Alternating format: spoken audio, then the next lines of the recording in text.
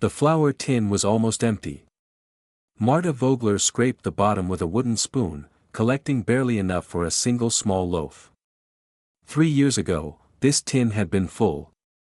3 years ago, her husband had been alive. 3 years ago, she had believed the speeches on the radio. Now it was May 8, 1945, and she believed nothing at all. The radio crackled in the corner of the kitchen. She had stopped listening weeks ago, tired of the desperate announcements about miracle weapons and final victories that never came. But something in the static made her pause. A voice emerged, flat and defeated. Admiral Karl Donitz, the man who had inherited a ruined empire from a dead dictator, spoke words that seemed impossible. Germany had surrendered. Unconditionally. To all Allied forces. The war in Europe was over. Marta did not move. The spoon hung motionless in her hand. Outside, someone screamed. Not in joy. Not in grief. Something between the two that had no name. She walked to the window. The cobblestone street of her small Bavarian town looked the same as it had that morning, but everything had changed. Women emerged from doorways, their faces blank with shock. Old men who remembered the surrender of 1918 sat on benches and stared at nothing, recognizing this hollow feeling from 27 years before. A young mother clutched her infant and wept without making a sound. The Nazi flag still hung from some windows. Marta watched as her neighbor, Frau Brenner, climbed a ladder and tore hers down, stuffing the red fabric into a trash bin. Others followed. Within an hour, the swastikas were disappearing from the town as if they had never existed, but Marta was not thinking about flags. She was thinking about Klaus. Her youngest son was 17. 3 months ago, the Volkssturm had come for him.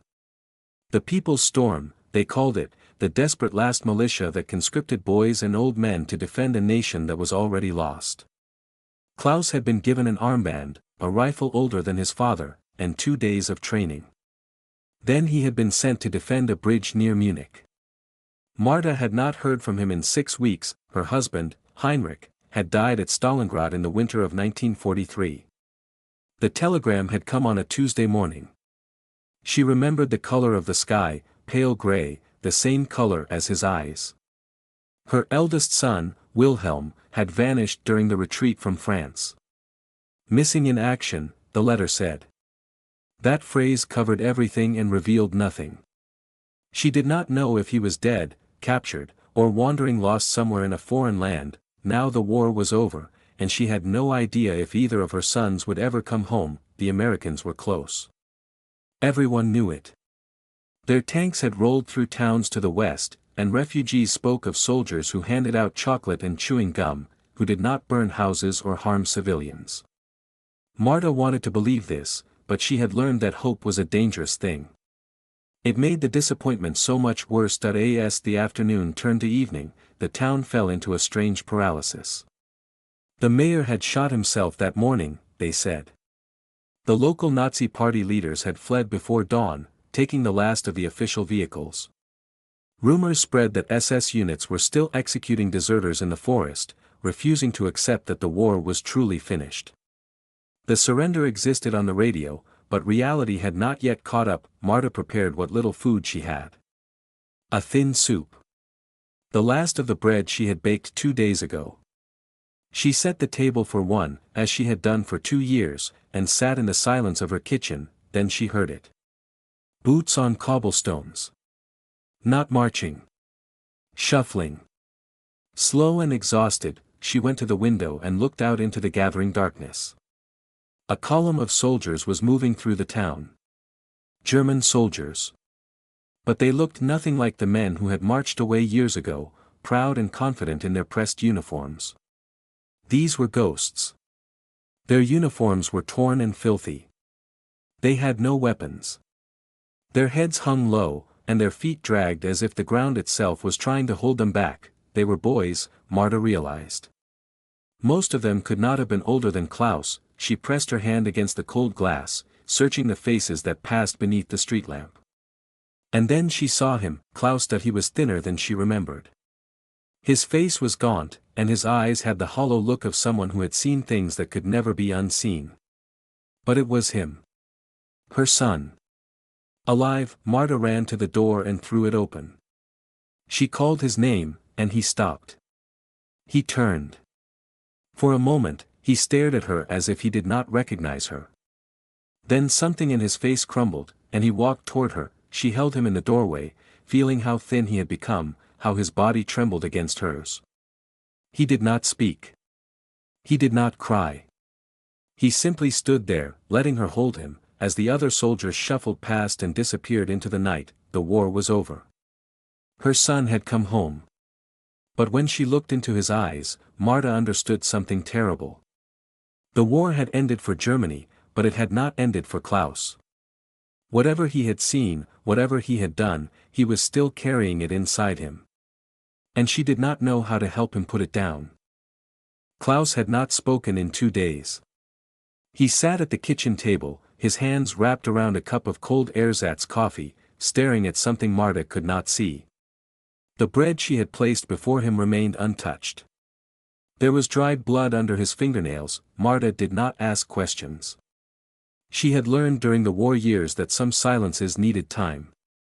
She moved around the kitchen, keeping busy with tasks that did not need doing, waiting for her son to find his way back from wherever his mind had gone. On the third day, the Americans arrived. Marta heard them before she saw them.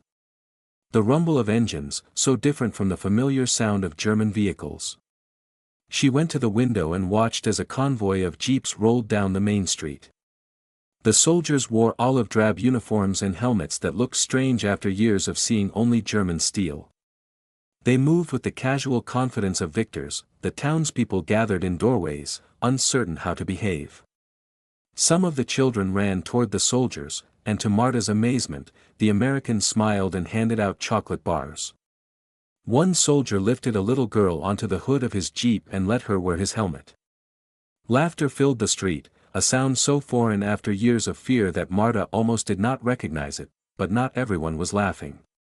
Marta saw Frau Kessler watching from her window, her face pale. Her husband had been a party member, a true believer who had hung Hitler's portrait in every room of their house. He had disappeared 3 days ago, and no one knew if he had fled or if something worse had happened. That night, Marta saw smoke rising from the Kessler backyard. Frau Kessler was burning papers in a metal drum while her children watched in silence. The Americans wasted no time establishing order. Signs appeared in English and German, declaring that the town was now under military occupation. A curfew was announced. All weapons were to be surrendered immediately. And every adult was required to register at the town hall within 48 hours. Klaus heard this and finally spoke. His voice was hoarse, as if he had forgotten how to use it. They will ask questions. We have nothing to hide, Marta said, though she was not entirely sure this was true. Everyone had something to hide.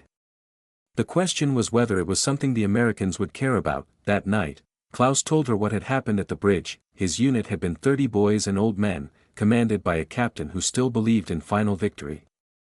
They had been ordered to hold the bridge against American tanks. It was a suicide mission, and everyone knew it, but no one dared say so. The penalty for defeatism was death. When the radio announced the surrender, the captain had refused to accept it. He called it propaganda, a lie spread by traitors. 2 soldiers tried to lay down their weapons and surrender to the Americans approaching from the west. The captain shot them both in the back of the head while the others watched. Klaus described this in a flat, empty voice. He described the sound the bodies made when they fell. He described the expression on the captain's face, calm and certain, as if he were performing a sacred duty. Then the captain had turned the pistol on himself, and Klaus had walked away.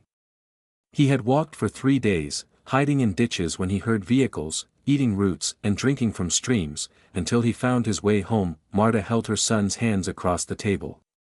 They were trembling. It was not your fault, she said. I did not stop him, Klaus whispered. I just stood there. What could you have done? Klaus did not answer because they both knew the truth. He could have died. That was all. He could have been the 3rd body on the ground, the registration at the town hall was orderly but tense. The Americans had set up tables in the main chamber, and German civilians filed through in lines, answering questions from interpreters. Name. Address. Occupation. Party membership, Marta answered truthfully. She had never been a party member.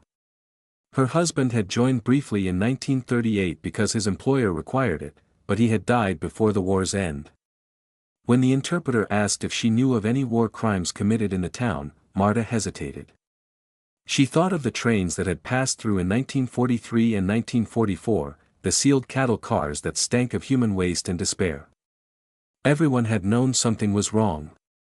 No one had asked questions. No, she said.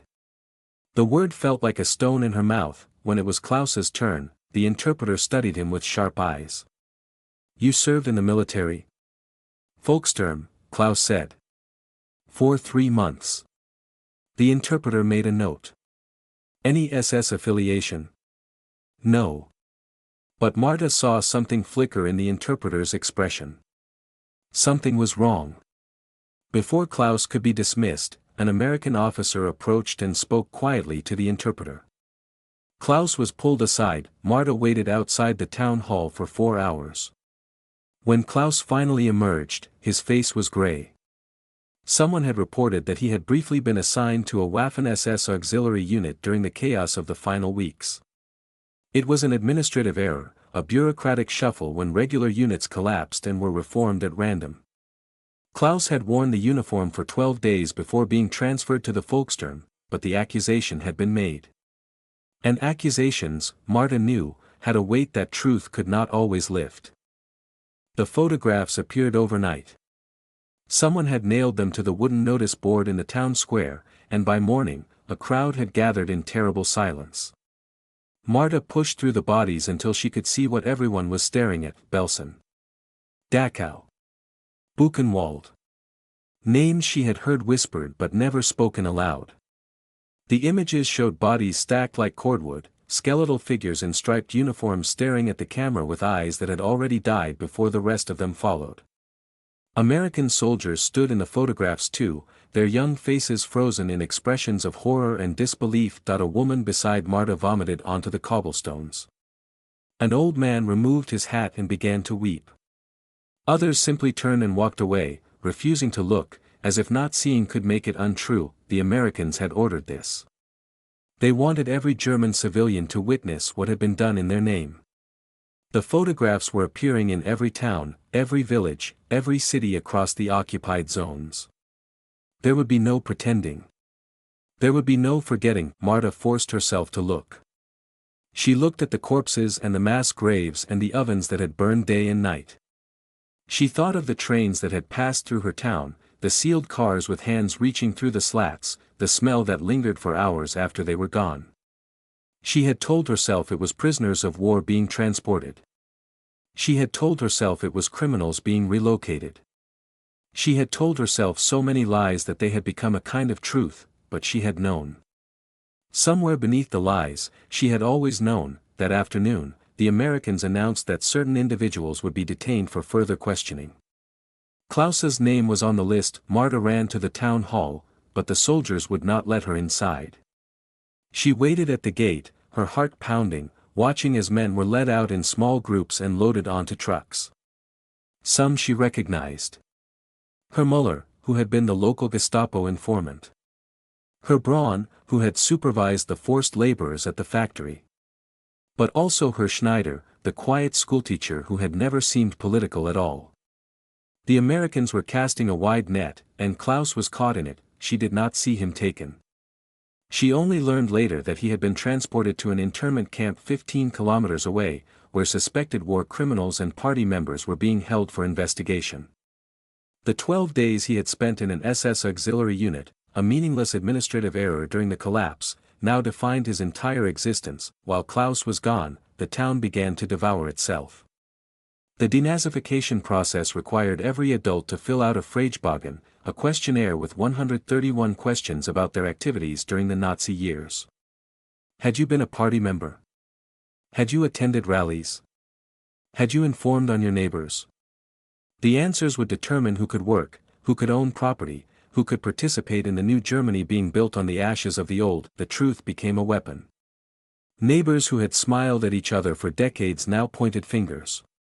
The butcher accused the baker of denouncing a Jewish family in 1941. The baker responded by revealing that the butcher had profited from stolen property. The schoolteacher's wife claimed that the pharmacist had refused to fill prescriptions for anyone who was not a party member. On and on it went, an endless spiral of accusation and counter-accusation. Frau Richter, Marta's neighbor, had been an enthusiastic party supporter. Everyone knew she had reported a family for listening to the BBC.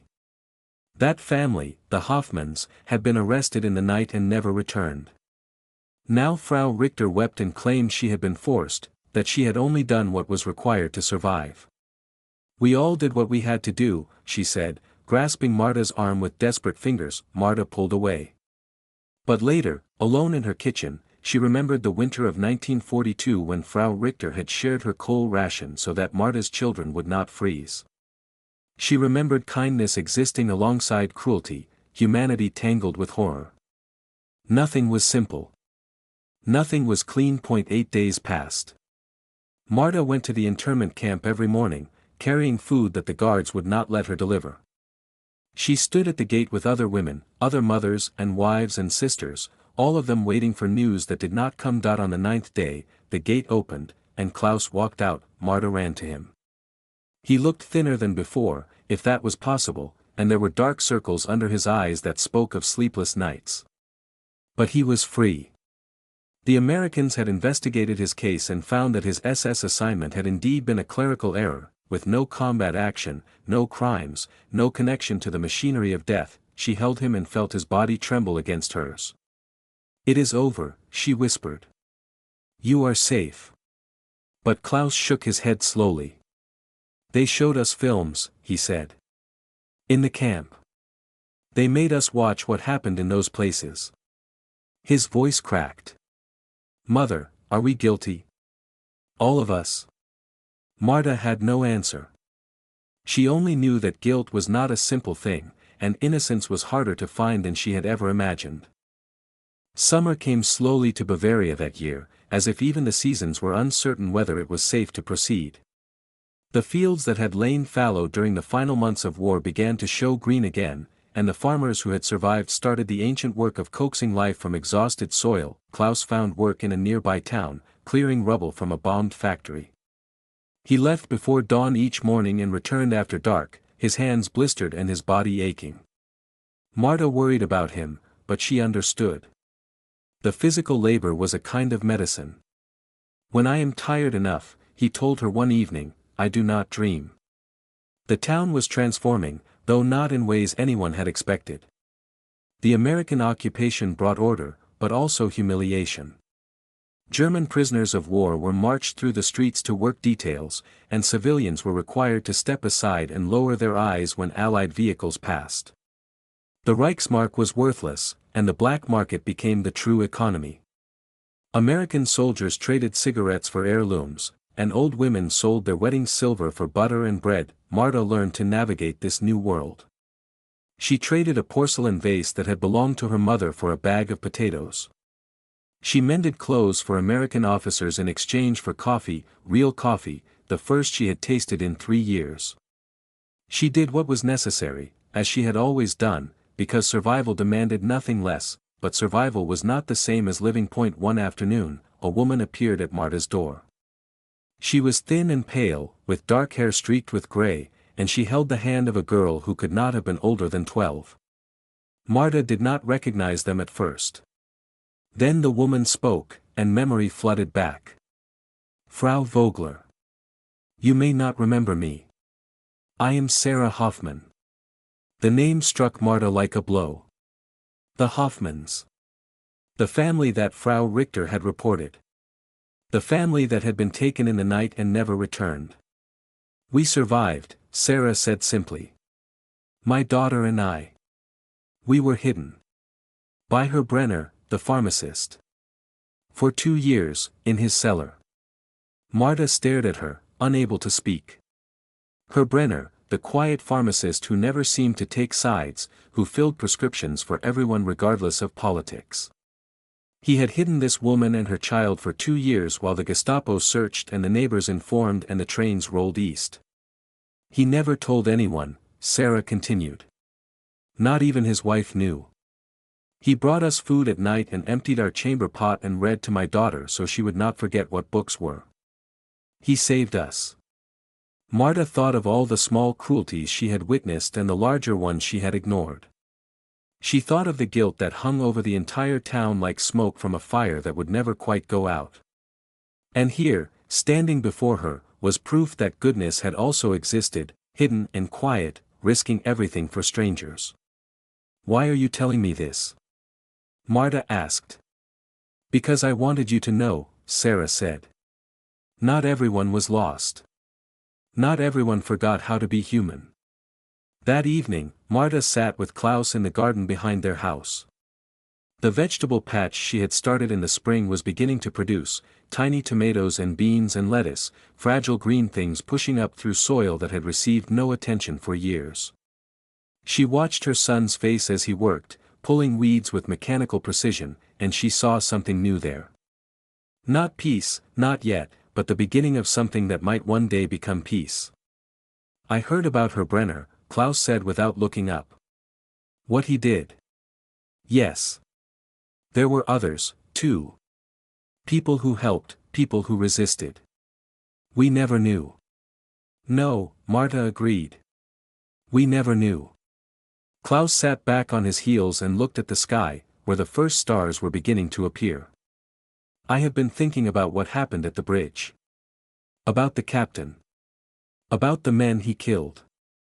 He paused, choosing his words carefully. "I keep asking myself what I could have done.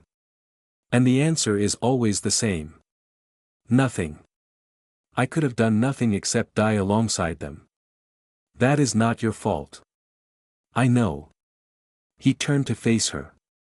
"But it does not feel like innocence either. It feels like something else. Something I do not have a word for." Marta understood. The war had created a new vocabulary of guilt, one that the old language could not contain. There was the guilt of those who had committed atrocities. There was the guilt of those who had ordered them. And there was this other guilt, the guilt of those who had simply stood by, who had seen and heard and suspected and done nothing.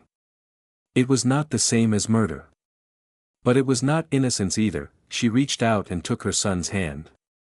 "We cannot undo what happened," she said. "We can only decide what happens next." Klaus nodded slowly. He did not smile, but something in his eyes softened. "I think I would like to plant fruit trees," he said. "Next spring. Something that will grow for years. Something we can watch get taller." Marta felt tears prick her eyes, but she did not let them fall. "That sounds good," she said. "That sounds very good." They sat together in the garden as darkness gathered around them. The war was over. Germany was broken and occupied and ashamed. The future was uncertain, and the past was unforgivable, but the seeds were in the ground. And somewhere, in a cellar that had once been a hiding place, a pharmacist had proven that courage could exist even in the darkest times. That was what remained when everything else was gone. The small, stubborn belief that something could still grow.